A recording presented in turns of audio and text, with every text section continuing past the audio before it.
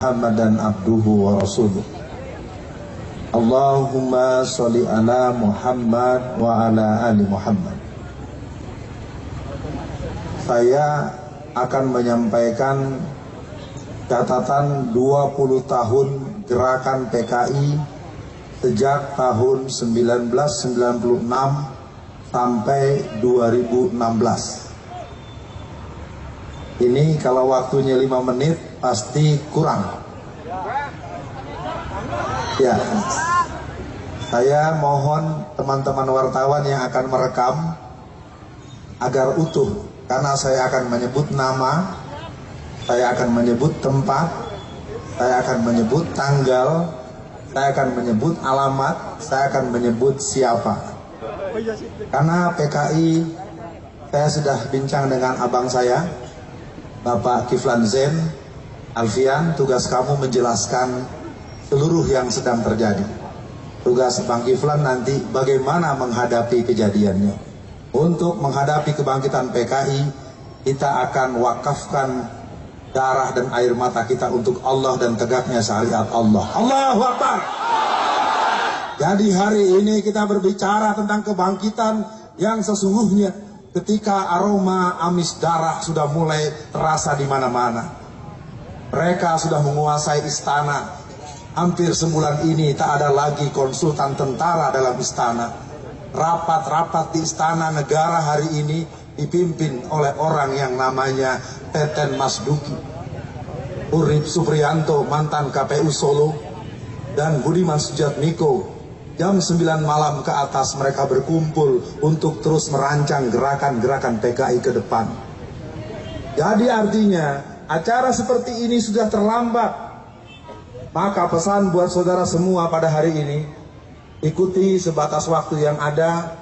Tentu saya banyak kekurangan. Kita awali dengan 1996.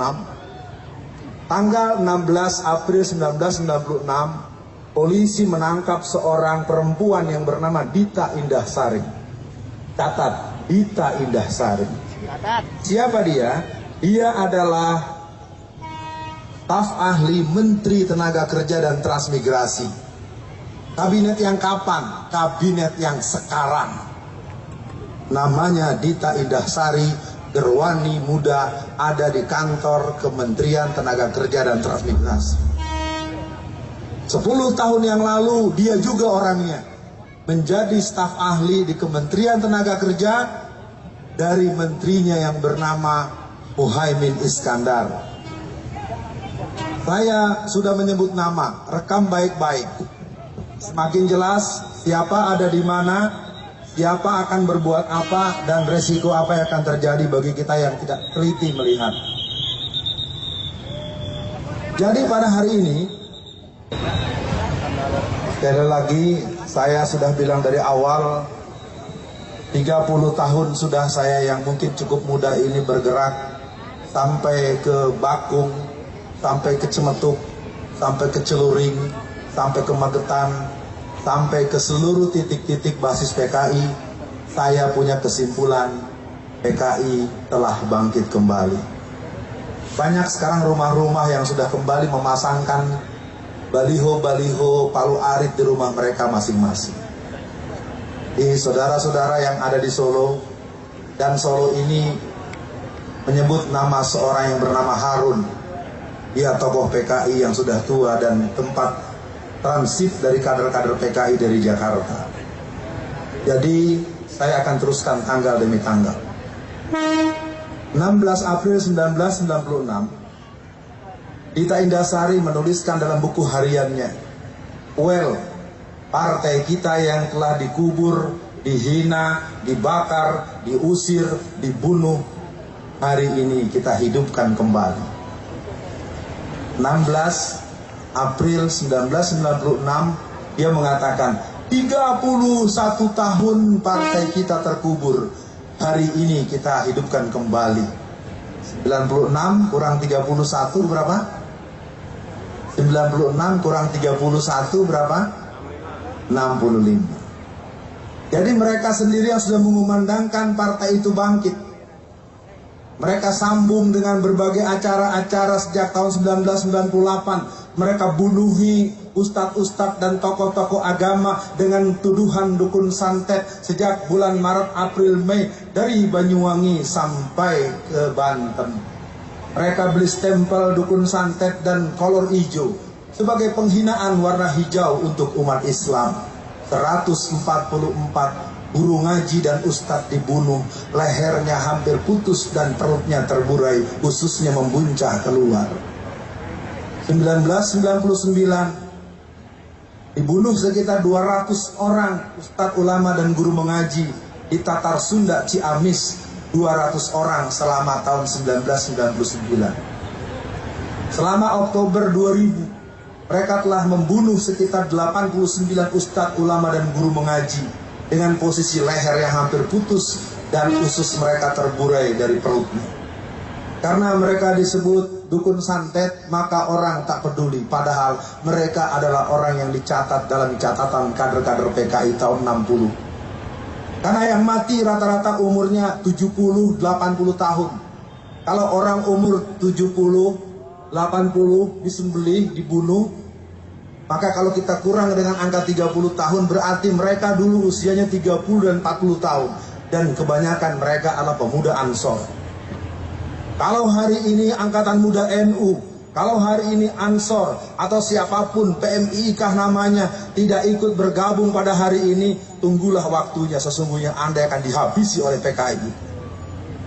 Jadi saya tidak bisa lagi menutupi, kalau aksi-aksi kita hanya seperti ini, mereka semakin melihat siapa yang akan ditandai rumahnya dengan tanda merah, siapa yang akan dibunuh, siapa yang akan diracun. Kita masuk tahun 2000. Tahun 2000 terjadi Kongres PKI yang ke-8. Di tangan saya ini adalah ADART Kongres PKI yang ke-10. Kongres PKI yang ke-8 dilangsungkan di Sukabumi Selatan. Kongres PKI yang ke-10 terjadi di Magelang, Jawa Tengah. Yang ke-9 di mana? Yang ke-9 di Cianjur Selatan tahun 2005. Tahun 2002 terbit buku yang berjudul Aku Bangga Jadi Anak PKI, yang ditulis oleh Ripka Ciptaning, yang ayahnya adalah salah satu pengusaha toko material di kota Solo ini pada tahun 1950. Ripka Ciptaning namanya, tinggalnya di Jalan Haji Mencong, Tangerang, berasal dari PDI Perjuangan, anggota DPR RI sudah 3 periode, berangkat dari Sukabumi Selatan, tempat penyelenggaraan Kongres PKI yang ke-8, tahun 2000. 2003, Mahkamah Konstitusi merubah Undang-Undang Pemilu nomor 12 pasal 60G, yang mana sejak itulah kader-kader PKI, simpatisan PKI, pengurus PKI, dan orang-orang yang terlibat dengan PKI diperbolehkan jadi anggota DPR RI, DPD, gubernur, wali kota, dan pejabat-pejabat instansional. Jadi sekarang kalau kita mau buka satu-satu, silakan jawab sendiri, siapa gubernur Jawa Timur? Silakan periksa ayahnya. Siapa Oki Asokawati, anggota DPR RI dari P3? Ayahnya Brigadir Jenderal Anwas, PKI golongan A. Saya Alfian Tanjung, kader P3. Tapi hari ini saya bicara PKI sudah ada di DPR RI, sudah ada jadi gubernur, sudah ada jadi bupati, sudah ada jadi polisi, sudah ada jadi tentara. Jangan heran kalau hari ini polisi dan tentara tidak menunjukkan sikap yang tegas menghadapi PKI. Karena yang sangat gelisah adalah para veteran. Yang sangat gelisah adalah tentara-tentara yang mengerti betapa kejam dan jahatnya PKI. Tahun 48 mereka berontak, mereka bakar pesantren Sabilil Muttaqin PSM Takeran, mereka bunuh ulama dan santri, 108 orang disembelih, dimasukkan ke dalam sumur yang dalamnya 12 meter. Catat, yang menggagalkan mereka gerakan musuh dan antek-anteknya bukan dari Kodam 5 Brawijaya, bukan dari Kodam 4 di Ponorogo. Tapi yang menumpas PKI 48 adalah Kodam 3 Siliwangi. Peristiwanya di bagian timur, tapi yang membabat dari bagian barat, yang tengah dan yang ada di timur tidak berdaya menghadapi PKI. Karena peristiwa G30S PKI, Jawa Tengah lebih dari 70% tentara-tentaranya terlibat dan menjadi anggota PKI.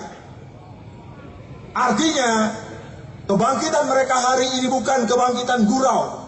Kebangkitan mereka hari ini bukan kebangkitan dongeng, walaupun sering para pakar, para ahli sejarah, ahli ideologi bilang, "Woi Alfian, Anda sedang mimpi." Tidak. PKI hari ini bangkit. Mereka bernyanyi, bergembira di mana-mana. Sejak 2002 buku Ripka Ciptaning mulai tersebar. Tahukah jamaah semua, 2 juta kopi buku itu telah dicetak seluruh Indonesia. Judulnya Aku Bangga Jadi Anak PKI. Buku yang berikut terbit tahun 2005. Tahun 2004, Ripka Ciptaning menulis dalam koran harian Sore, Suara Pembaharuan. Dia mengatakan, hanya dengan Nasakom sajalah Indonesia bisa keluar dari persoalan bangsa ini. Terbit tanggal 18 bulan Maret tahun 2004 yang mengatakan bahwa Nasakom adalah solusi Indonesia. 2004 Nasakom. Apakah tahu Nasakom? Belum tahu. Nasakom itu nasionalis, agama, komunis. Apa nasionalisnya? PNI. Apa agamanya? NU. Apa komunisnya? PKI. Itu 3 sekawan tahun 63 bersatu untuk lebih kuat membela apa yang mereka mau. Awal reformasi ada Nasakom juga. Apa nasnya? PDI Perjuangan. Apa A-nya? PKB. Apa PKI-nya? PRD. PRD adalah casing daripada partai PKI yang berlambangan roda gerigi, yang ADART-nya persis dengan hasil Kongres PKI tahun 1954. Jadi PKI ada 3 titik. PKI asli, PRD dengan casing suka bukan PKI tapi isi PKI, dan PKI balas dendam. Di sini ada Ibrauri Aidit, ada Ilham Aidit, ada Karmel Budiarjo, dan ada Sinta yang menginginkan tempat lubang buaya itu dihancurkan. Bisa diteruskan? Ini karena udah mulai nyebut nama nih, ya. Karena kalau tak lagi disebut nama siapa di mana adanya, kita seolah-olah bermimpi di siang bolong, mengawang-awang melamun bagaikan katak ingin jadi kerbau. Hari ini kukatakan PKI bangkit. Terserah mau diapakan, yang penting kita masih punya konstitusi. Persoalannya hari ini aparat-aparat kita cenderung pura-pura tidak mendengar. Aneh bin ajaib ketika ada orang menggunakan kaos berlambangkan tulisan stempel Rasulullah, kalimat syahadat, tidak jelas dasar konstitusinya, ditangkap dan ditembak di tempat dengan alasan teroris. Sementara orang yang berlambang palu arit, undang-undang masih berlaku. Undang-Undang nomor 27 pasal 107 ayat A sampai E yang mengatakan barang siapa orang yang mensosialisasikan komunisme, leninisme, marxisme, maka dia bisa diancam kurungan penjara 20 tahun. Hal yang ada konstitusinya, malah kata presiden, pihak tentara, pihak polisi, jangan kebablasan. Jadi mari biarkan palu arit dipakai di mana-mana, karena tidak dilarang, nggak boleh diganggu. Kalau ada seorang pejabat yang menyuruh sesuatu yang bertentangan dengan undang-undang, berarti yang bersangkutan telah mengajarkan kepada kita bertentangan dengan undang-undang, maka secara konstitusi yang bersangkutan harus diselesaikan secara konstitusional. Tentu para semua yang hadir, kita baru sampai di tahun 2005. 2005 terbit buku lagi yang berjudul Anak PKI Jadi Anggota Parlemen. Di tahun yang sama 500 orang tua usia 70-80 tahun mereka datang ke Pengadilan Negeri Jakarta Pusat di Hayamuruk.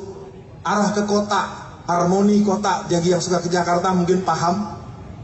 500 orang dari Pasuruan, dari Magetan, dari Kediri mendatangi Pengadilan Negeri Jakarta Pusat.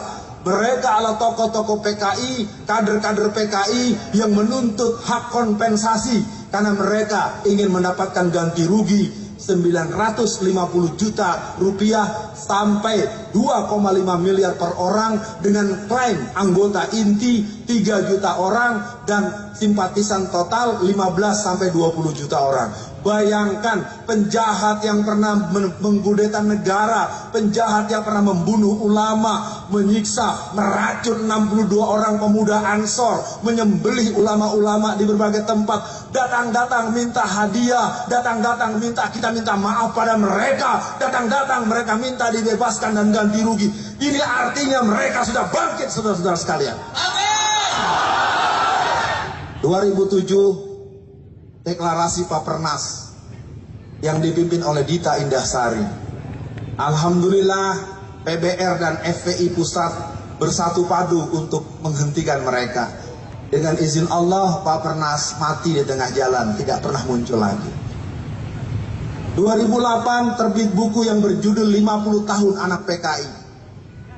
Itulah tulisan dari Ripka Ciptaning, sang gerwani muda yang membentuk pasukan gerwani Serikandi Indonesia. Dia mulai membuat kader-kader sejak Neglasari Tangerang, terus ke Cirebon, terus bergerak ke basis-basis Jawa Tengah dan Jawa Timur.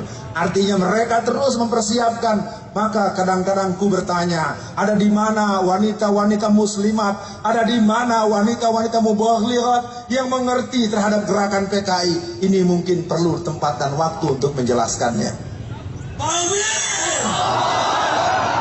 2010 Kongres PKI yang ke-10. Tempatnya di Desa Ngabrak, Magelang, dengan cover pelatihan pupuk organik. Lahirlah 2 orang nama yang muncul ke permukaan.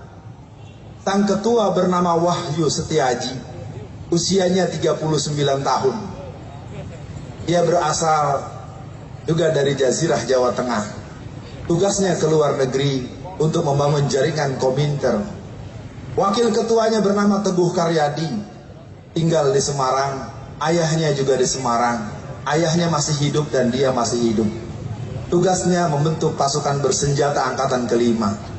Dia bentuk dari Temanggung, Malang, dan daerah-daerah basis termasuk di Solo. Artinya kalau gerakan-gerakan sudah mengarah seperti itu, mari kita lihat kelakuan mereka yang berikut.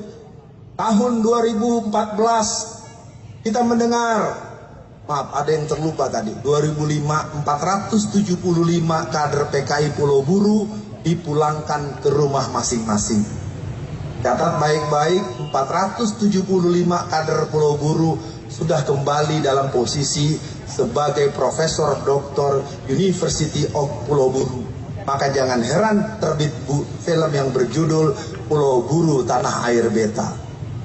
Dalam kajian kenegaraan itu sebuah isyarat bahwa kami punya negara baru yang akan siap kami bangun. Sementara kami sebut dulu namanya Republik Soviet Indonesia, Republik Soviet Madiun.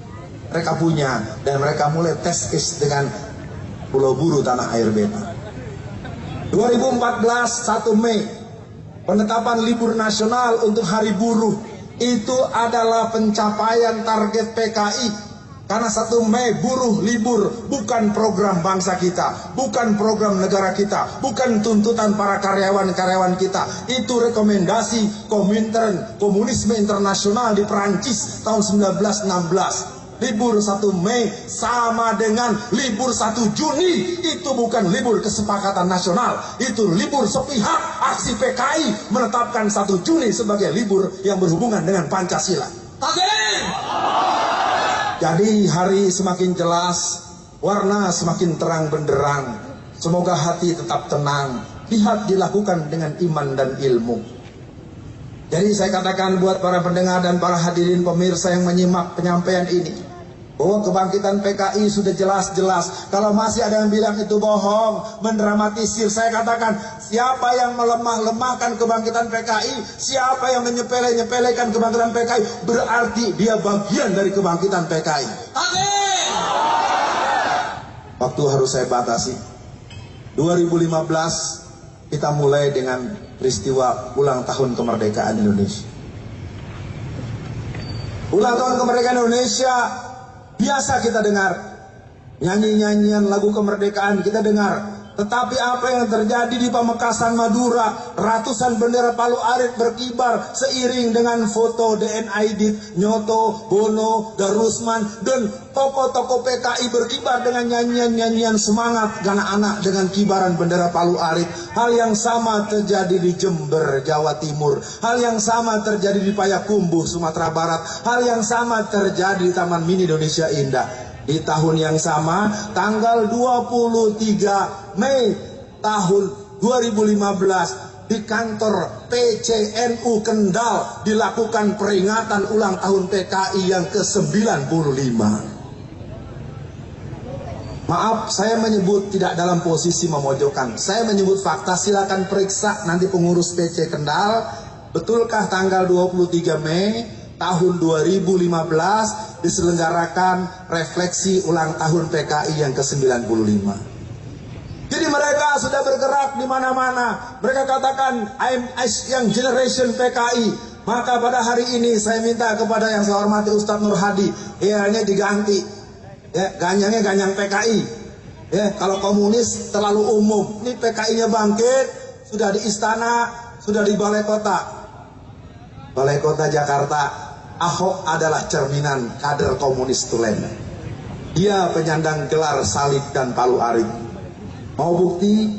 Hari ini selama 2 tahun ke depan, pajak bumi bangunan buat rumah yang harganya 1 miliar digratiskan oleh Ahok. Karena Ahok ingin jadi gubernur lagi dalam pemilu tanggal 15 Februari 2017. Sekarang gratis, tahun depan gratis, 2018 gratis. Nanti menjelang dia 2 tahun berakhir akan ditagih semua. Siapa yang tidak bayar, rumahnya akan diambil alih oleh Pemda DKI Jakarta. Ini gaya Mao Zedong.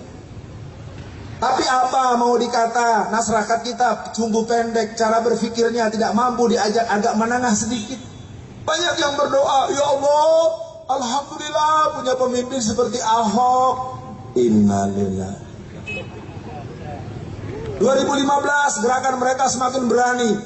Akhiri cerita ini di 2016. Inilah insiden mulai terjadi.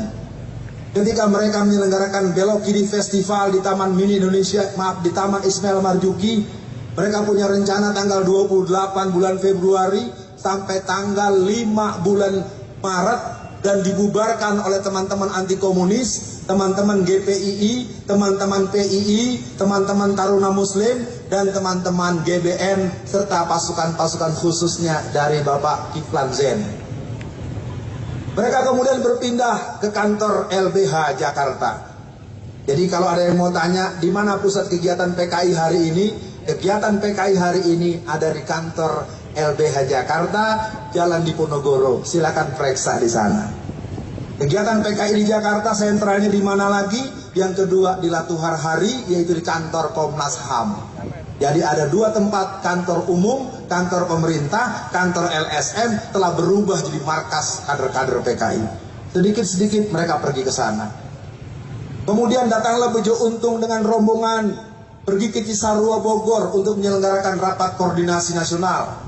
Oleh kawan-kawan Bogor, oleh GBN Bogor, mereka kemudian bisa dihalau. Lalu mereka kembali lagi ke LBH Jakarta.